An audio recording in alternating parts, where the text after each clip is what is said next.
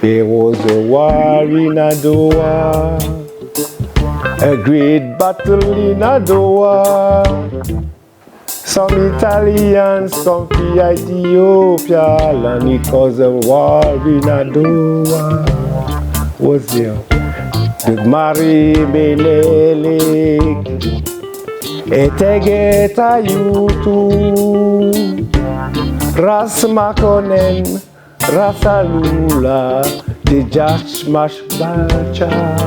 What am I doing? Fire burn pon Rome, fire burn Vatican, fire burn Popol, fire burn Vatican. It was a war in Adowa.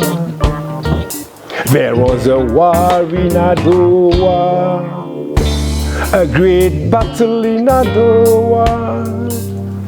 Some Italians come to Ethiopia, it caused a war in Adowa.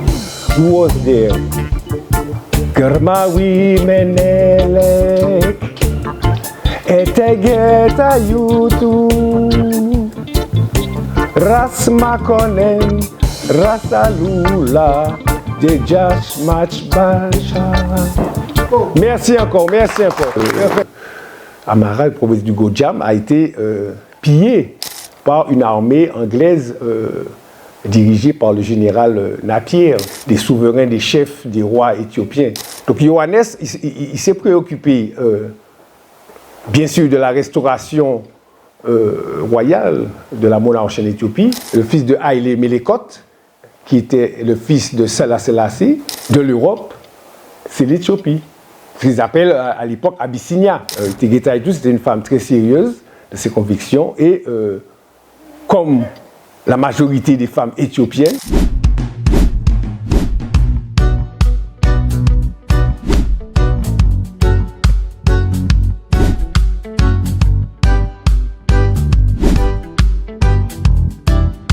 Salam Nacho? Salam Nacho? Xavier Musigen. Batama Masaganalo, Bazare Adoadil, Menam, Paris, Batama Masaganalo. Je voudrais remercier, excusez-moi. Eh bien oui, nous sommes ici pour célébrer vraiment un événement important de notre histoire, de l'histoire de l'Éthiopie même, et de l'histoire de l'Afrique en général. Et c'est vraiment un grand honneur et un plaisir d'être ici parmi les frères et les sœurs, les enfants de notre patrie très chère, l'Éthiopie. Eh bien, je voudrais certainement remercier les organisateurs, en présence du gars Joseph, et aussi M. Marcos, qui nous a fait un très bon résumé de ce que vous allez englober aujourd'hui, ce que vous allez avoir à digérer et à passer à la génération future. Et nous remercions spécialement les mamans, les papas qui ont emmené leurs petits pour vraiment recevoir ce témoignage de la bataille d'Adowa, de la victoire en fin de compte. Et non, on ne parle plus de bataille, c'est la victoire carrément. Nous connaissons, bon, la plupart de nous connaissons les résultats, comme on dit, les conséquences de cette bataille, de cette victoire. Le temps est court, comme disait Marcos. Je vais entrer directement dans le sujet, si possible, entre deux aspects. Nous avons deux aspects de cette époque, en Afrique et aussi en Europe. Nous savons que les Européens ont eu l'abolition de l'esclavage en général, après cette période. Nous savons que c'était une période coloniale très poussée, découverte de l'Afrique et d'autres continents pour l'Europe. Si on peut appeler ça une découverte. Et effectivement,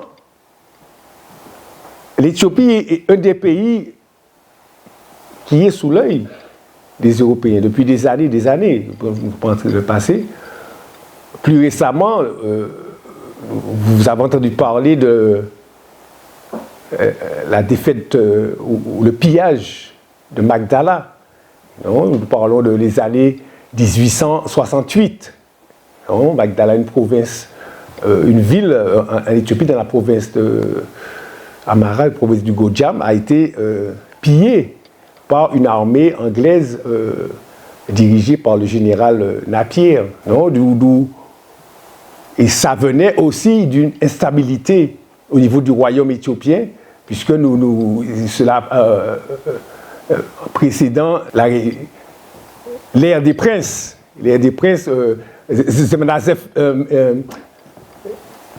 Messafin, en Éthiopie, où Gondar avait été vraiment touché après la capitale de Gondar, le royaume de Gondar, avait été touché par la division des souverains, des chefs, des rois éthiopiens.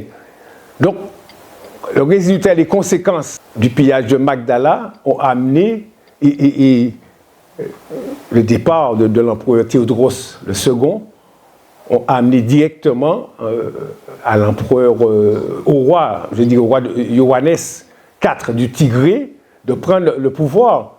Et là, en quelques mots, je vais montrer des détails.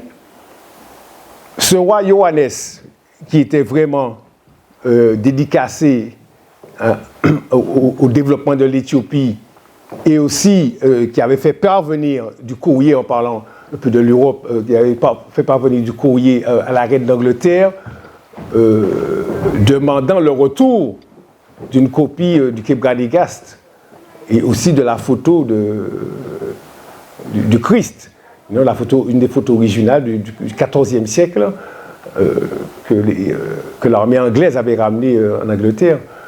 Donc Johannes, il s'est préoccupé, bien sûr, de la restauration royale de la monarchie en Éthiopie, avec tous ces éléments, comme le livre du Kebra-Nagast, La gloire des rois, si je peux le dire comme ça, et était essentiel. À l'époque, c'est un livre essentiel pour les rois, pour la gouvernance, pour une bonne gouvernance de l'Empire.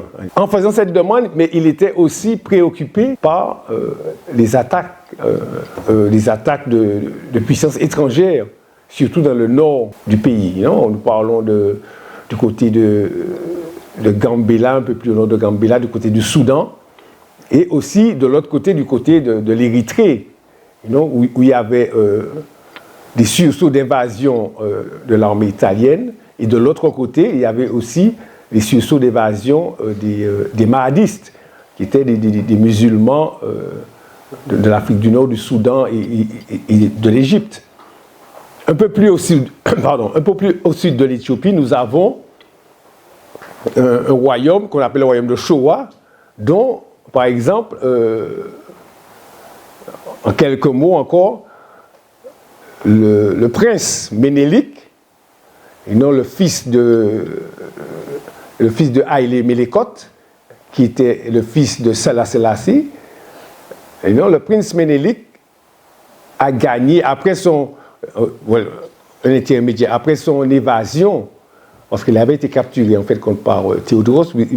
C'est une des raisons pourquoi j'avais mentionné Théodros et Magdala. Une raison principale, c'est le fait que Ménélik le second, qui est devenu le roi d'Éthiopie, en tant que prince, avait été capturé à Magdala pendant cette période, et il a pu s'évader en 1865. Ménélik s'évade, il est reçu par le peuple de sa région, il devient très puissant au niveau de son armée et très apprécié par les peuples du Showa. Après 3 ans, comme je l'ai dit ultérieurement, il y a eu l'attaque et le pillage de Magdala en 1868. Donc le jeune Ménélik qui acquiert du pouvoir dans le sud de l'Éthiopie aussi doit affronter une série d'attaques des musulmans, des provinces d'Arar, au sud-est, et province de la Somalie. Donc, et aussi, il a aussi à affronter, le jeune Ménélik, certains rebelles de la province, au sud de la province du Showa, qui ont des chefs de royaux éthiopiens, qui des fois refusent de se soumettre. Donc il y a eu toute une préparation, je dirais, dirigeants dans les deux côtés, je dirais, du côté de Johannes et aussi du côté du roi Ménélique. Donc c'était un peu pour vous cadrer de cette époque. Et on est en 1800, à peu près, on est en 1880, 1884, à peu près une dizaine d'années avant Adoua. Hein. Donc, pour vous cadrer. Donc, on arrive à un passage, je vais me tourner vers l'Europe, où la conférence de Berlin, en 1884-1885, puisqu'une conférence qui a duré quand même plus de 3 mois, à Berlin, en Allemagne, décide, une conférence avec les puissances, entre guillemets, les puissances européennes de l'époque, dont je ne vais pas citer les noms, vous connaissez très bien. La conférence décide le partage du continent africain et évidemment, il constate qu'il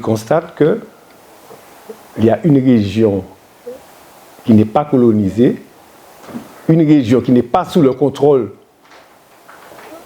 de l'Europe, c'est l'Éthiopie. Ce qu'ils appellent à l'époque Abyssinia. Voilà. Alors, Abyssinia, Éthiopie, donc il y a tout un grand débat qui sera digne, puisqu'ils ont entendu parler depuis des siècles. L'Europe, quand même, a des relations, ne serait-ce commerciales au moins, avec l'Éthiopie. Souvent des Portugais, des Anglais, les Écossais, tu vois, etc. Et bien sûr les Français qui ont eu, en fin de compte, le gouvernement français, la royauté française à l'époque, avait reçu une copie du Kebra-Négast. Nous parlons quand même à l'époque du roi Soleil, hein, 15e siècle, ici en France. Il recevait déjà une copie du livre de la gloire des rois, le Kebra-Négast. Donc, la relation avec la France date de centaines d'années déjà, une relation quand même assez établie. D'autant plus que nous savons que le grand-père, l'arrière-grand-père de Ménélique achetait des armes du gouvernement, avait fait une acquisition d'armes, avait acheté des armes au gouvernement français. Ça date de... etc. Et il y avait une relation commerciale aussi, un besoin de relations diplomatiques avec la France depuis des années. Donc, nous voyons l'Italie, par exemple, qui demande, durant cette conférence, d'annexer l'Éthiopie. Saucé dit, même les Anglais ils disent, OK, nous, on y a déjà été, ça n'a pas été facile, mais faites attention, allez-y. L'accord consensus global, les nations européennes acceptent que l'Italie se dirige et annexe l'Éthiopie en tant que colonie. Nous sommes, comme je dis, nous sommes en 1885 maintenant. Dans les années 1800, quelques années plus tard, on assiste à certaines relations commerciales avec l'Italie, entre l'Éthiopie et l'Italie, une certaine intégration au niveau du canal de Suez, oui, et de l'Érythrée, sur la côte érythréenne. D'où, par exemple, l'importation de vaches d'Italie qui, à partir de 1888, de vaches et de moutons italiens qui vont directement contaminer les troupeaux éthiopiens. D'où ce qui suit pendant encore les 4 prochaines années, de 1888 à 1892, on se retrouve, surtout dans le nord de l'Éthiopie, un état de famine. En plus, on a eu plus de 3 ans de sécheresse, alors famine, sécheresse et peste bovine, si on peut exprimer comme ça. Il y avait, en termes un peu plus modernes, il y avait la peste bovine en Éthiopie, ce qui a fait la population, surtout le monde des paysans, puisque nous savons que l'agriculture, c'est vraiment la force, a toujours été la force de l'Éthiopie. Les paysans à cette époque ont beaucoup souffert. Donc on se retrouve dans une époque jusqu'en 1992 avec un avènement assez spécial. Par exemple, nous parlons de la naissance de Lige Tafari Makonnen. Et d'où, selon les dires, selon les faits historiques, le début de la saison des pluies, après plus de 3 ans et demi, près de 4 ans sans pluie, à la naissance de l'enfant qui venait de Waziro Yashimabet et du race Makonnen Wolde Michael, nous voyons la saison des pluies, les tonnerres, orages, éclairs, et une soudaine pluie s'abattant sur la province d'Harar et sur le reste de l'Éthiopie. Donc, un peu de soulagement, bien sûr, puisque c'est vraiment l'aubaine, mais nous voyons aussi, à partir de 1892 jusqu'à 1896, dans les 4 prochaines années encore, la préparation pour les batailles qui vont emmener à la victoire d'Adowa. Puisque nous allons voir qu'il y avait quand même une série de batailles. Je ne vais pas traîner sur le sujet, c'est qu'il n'y a pas beaucoup de temps. Mais il y avait une série de batailles quand même avant Adowa, qu'il faudra quand même en tenir en compte, parce qu'elles étaient quand même très importantes pour décider vraiment où la bataille se ferait et dans quelles conditions. Donc, on retourne donc à l'empereur Ménélique, couronné en 1889, juste à l'époque de la famine.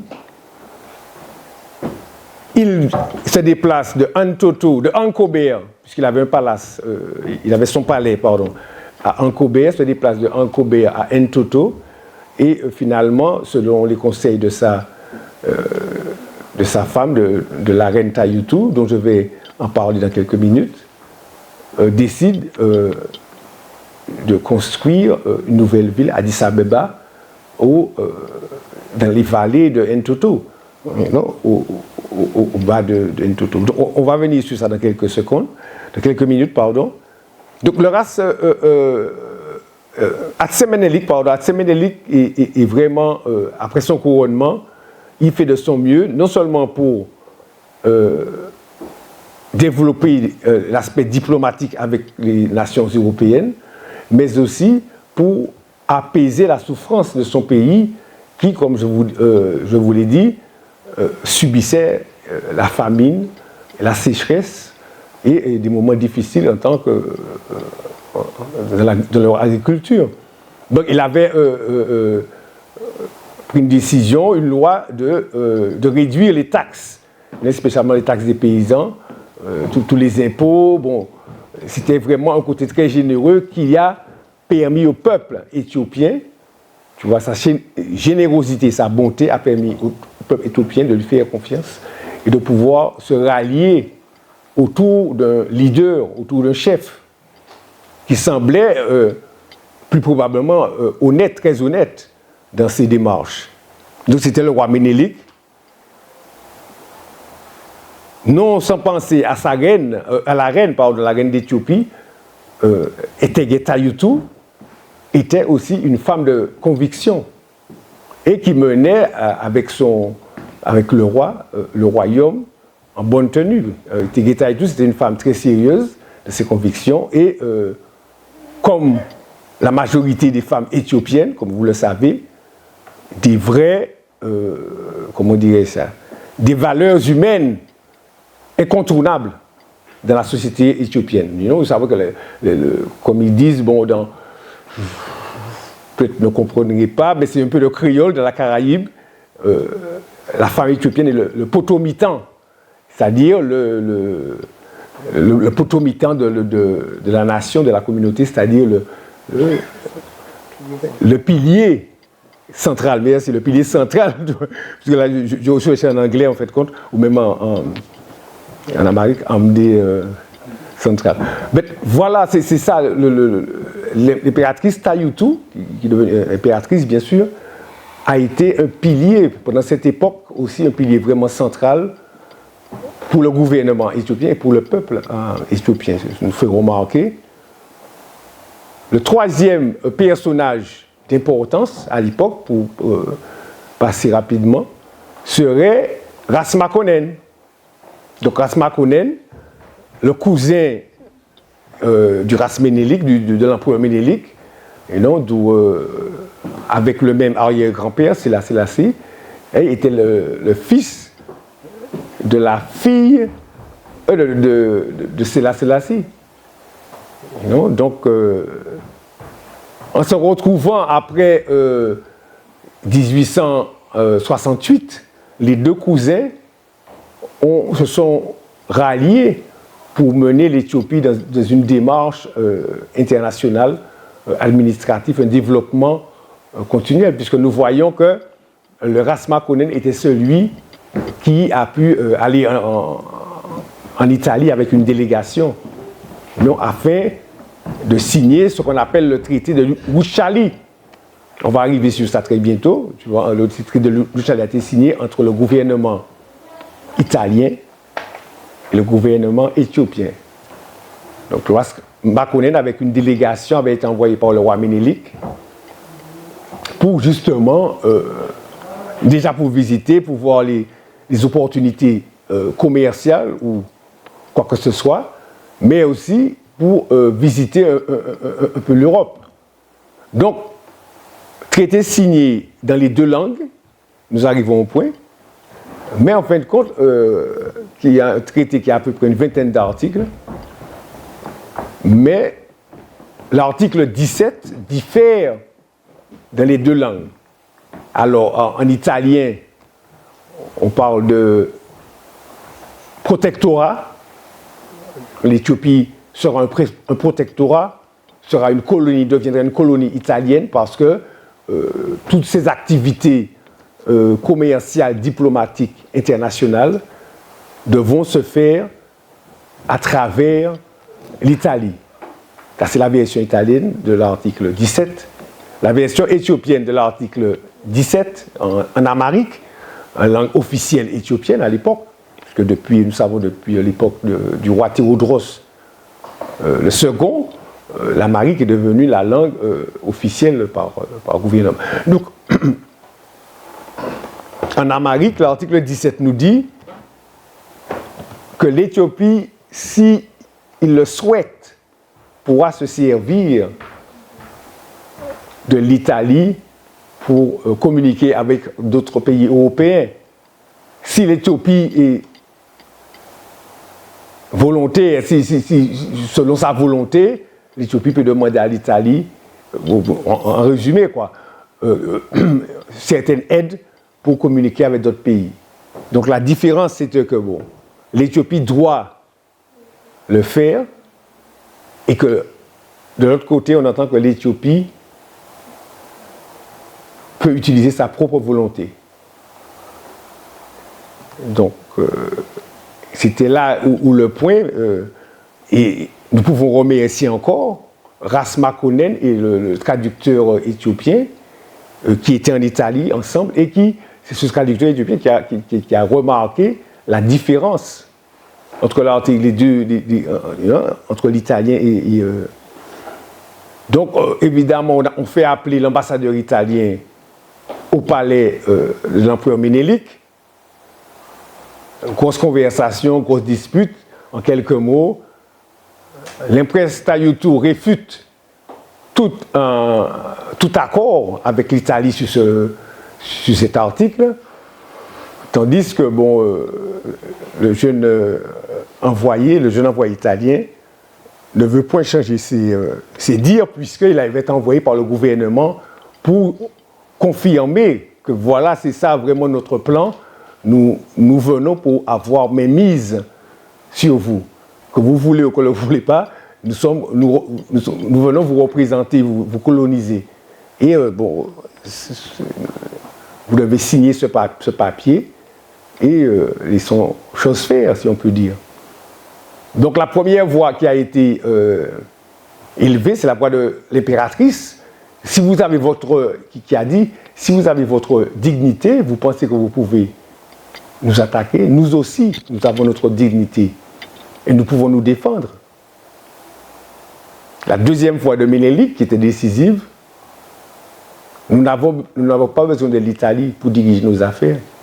Nous ne deviendrons pas un protectorat. L'Éthiopie tiendra va envoyer ses mains vers Dieu, vers Exabir. L'Éthiopie va envoyer ses mains vers Exabir pour la sauver. Par de la Bible. Donc, refus total. L'envoyé italien repart très vexé. Et si vous voulez la guerre, on aura la guerre. Donc, il retourne en Italie. Rapport au roi, je crois que c'était le roi Umberto à cette époque. Et l'Italie, qui avait déjà des troupes en Érythrée, aux frontières de l'Érythrée, décide d'amasser plus de troupes, de les faire bénir par le pape italien du Vatican, non, pas par l'Église catholique, et décide maintenant d'attaquer l'Éthiopie. 1896, donc nous voyons aussi une analogie, l'enfant est né en 1892, et quand même, en 1896, il y a une attaque pour la destruction du peuple éthiopien. En 1892, entre 1892 et 1896, comme je le disais, il y a une préparation non seulement au niveau extérieur, au niveau européen, mais aussi au niveau éthiopien, au niveau du gouvernement éthiopien, du peuple éthiopien, puisque nous voyons que tous les généraux, les races Aloula, de Tigré, Teklaimanot du Gojam,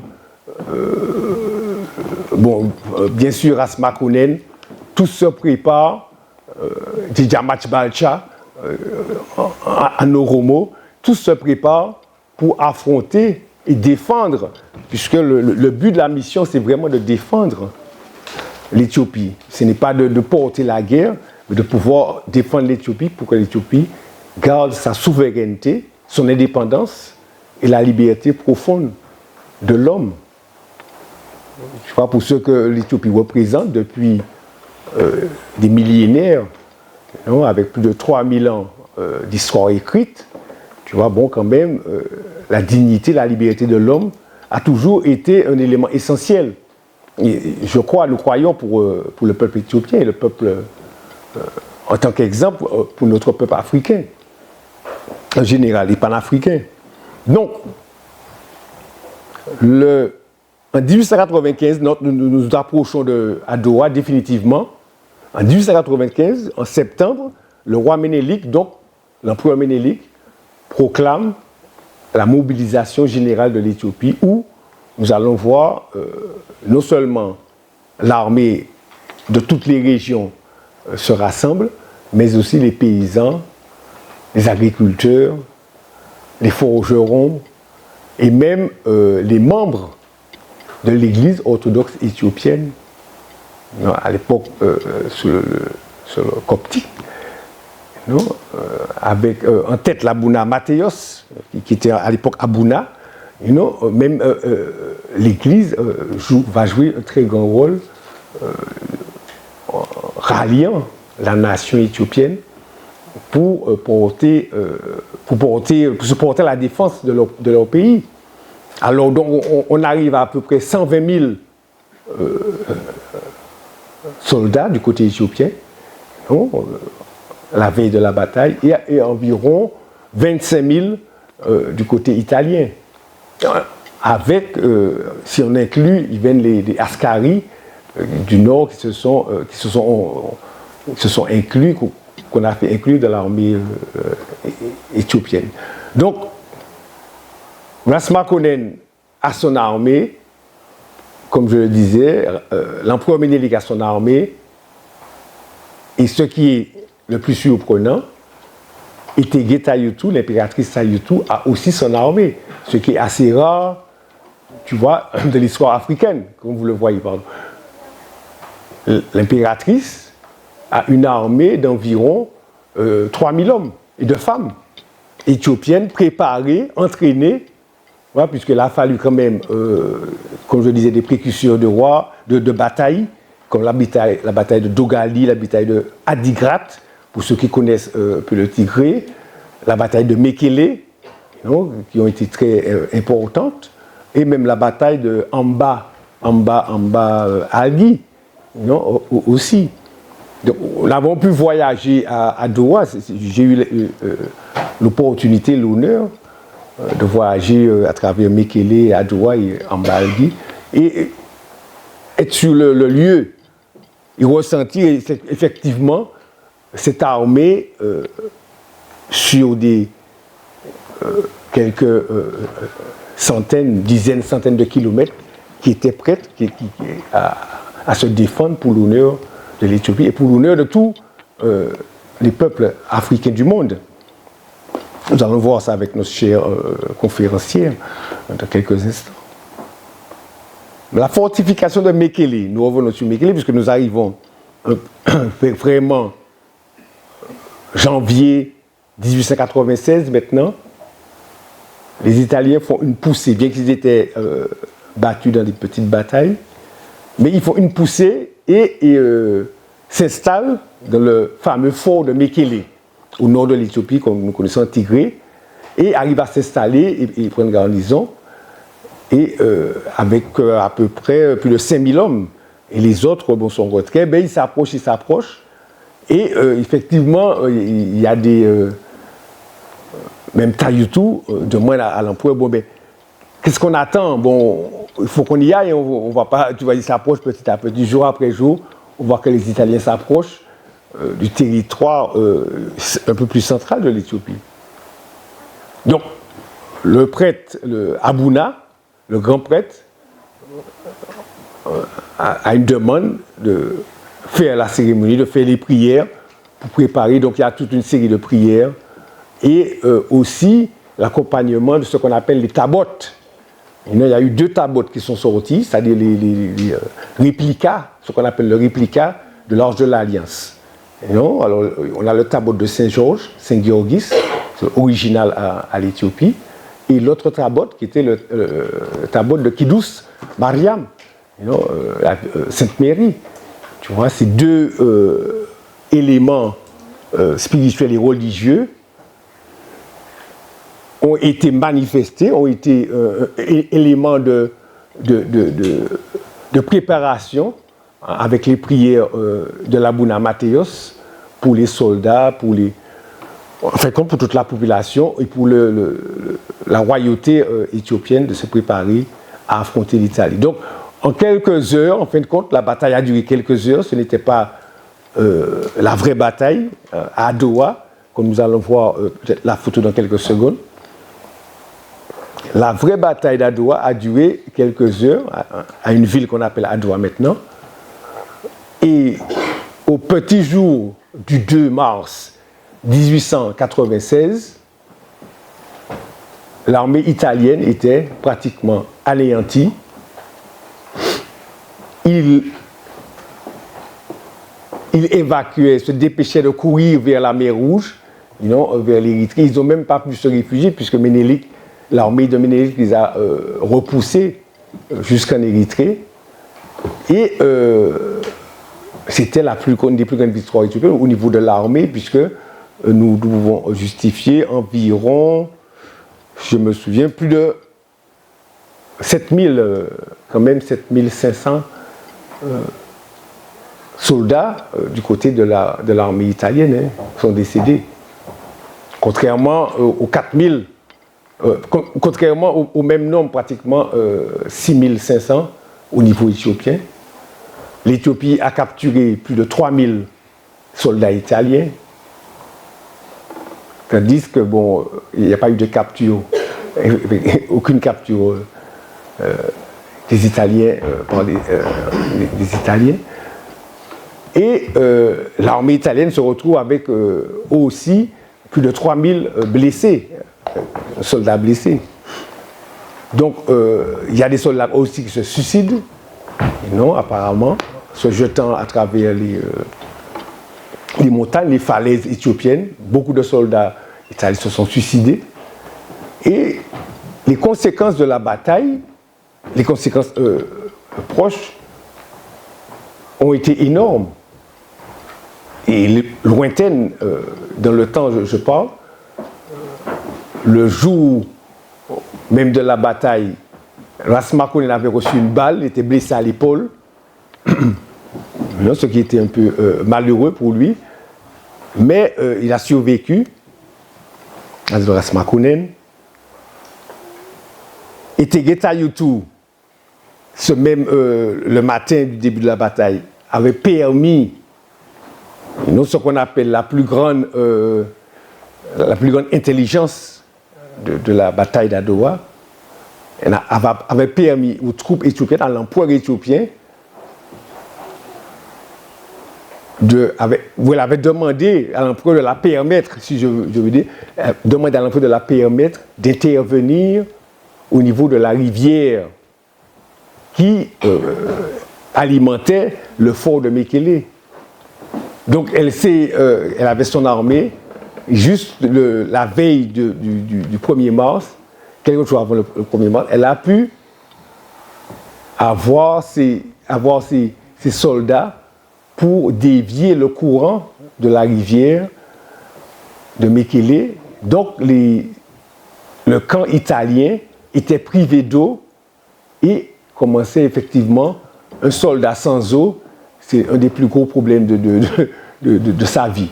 Donc commençait à retalier, commençait aussi à souffrir. Ce qui a permis une attaque plus vigoureuse, plus je dirais plus facile, on peut dire un peu plus facile pour se défendre. Puisque nous avons le côté le plus intelligent qui était même sans bataille physique, était de couper les conduites d'eau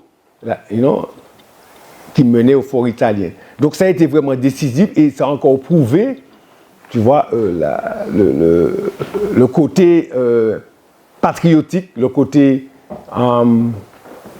je dirais, le côté de femme éthiopienne, quoi, avec son courage, avec sa ténacité, avec sa volonté de sauver son peuple, d'avoir une idée aussi géniale, si on peut dire, aussi géniale. Donc, le 11 mai 1896, quelques mois après, Ménélik II, l'empereur, retourne en triomphe à Addis Abeba, accueilli par son peuple et par les peuples des autres régions éthiopiennes. Le continent africain a des répercussions de cette victoire, évidemment. Et comme vous allez le voir tout à l'heure, il y a le sens d'espoir, il y a un sens d'espoir, il y a un sens de résistance, il y a un sens de défense qui alimente beaucoup de frères et de sœurs sur le continent africain, non seulement, mais aussi dans la diaspora, c'est-à-dire, je parle en Europe, aux Amériques, dans la Caraïbe, d'où ce que nous verrons tout à l'heure, le développement de tout le mouvement panafricain, tu vois, par rapport à la victoire d'Adowa. Les conséquences directes de cette victoire ont été quand même un développement conséquent, assez conséquent pour l'Éthiopie. Nous parlons de l'arrivée des voitures, l'arrivée du train entre Djibouti et Addis Abeba, l'arrivée de l'hôpital, l'arrivée du collège de Ménélik, la construction de l'église Saint-Georges à Addis Abeba, le télégraphe, les timbres postaux, et sans en compter davantage, les nouvelles routes en Éthiopie. Donc, la victoire d'Adowa, non seulement elle a consolidé le royaume éthiopien, mais elle a aussi apporté au niveau international cette dignité du peuple africain. Et comme vous le savez, l'Italie, même l'Europe, en grand choc, s'est précipitée pour accélérer ce qu'on appelle le développement colonial à partir de cette époque, puisqu'il y avait quand même une peur, il y avait quand même une crainte. C'était le grand choc international. Cette bande entre guillemets, cette bande d'Éthiopie a vaincu une nation italienne, européenne. Comment ça peut se faire? Qui sont ces gens? Je voulais terminer avec vraiment remerciement au peuple éthiopien, remerciement à la tradition éthiopienne, remerciement aux hommes et aux femmes, aux enfants éthiopiens qui ont transmis cet exemple de résistance, cet exemple de la fierté du combat, la fierté de la victoire, l'indépendance et la mobilisation, l'unité. Donc c'était ça le truc, quoi, l'unité du peuple qui a permis, nous savons il y a eu des figures, mais c'est l'unité en fait, c'est l'unité du peuple éthiopien qui a permis de conquérir l'ennemi. Sur ce, je vais m'adresser un petit mot en anglais, parce que je vis quand même à Londres, et c'est vraiment un plaisir, puisque à Londres, nous avons pas mal d'événements culturels avec la communauté éthiopienne, et c'est vraiment un plaisir. La semaine dernière, nous étions dans un événement pour célébrer Adoua, et c'était une grande joie encore pour la communauté, pour la famille, de se retrouver et de remémorer, surtout pour les jeunes, pour les moins jeunes, la victoire, le symbole de la victoire et la continuation de notre combat pour la liberté, l'indépendance, l'autodétermination et l'amour pour toutes les nations du monde, pour l'humanité en général.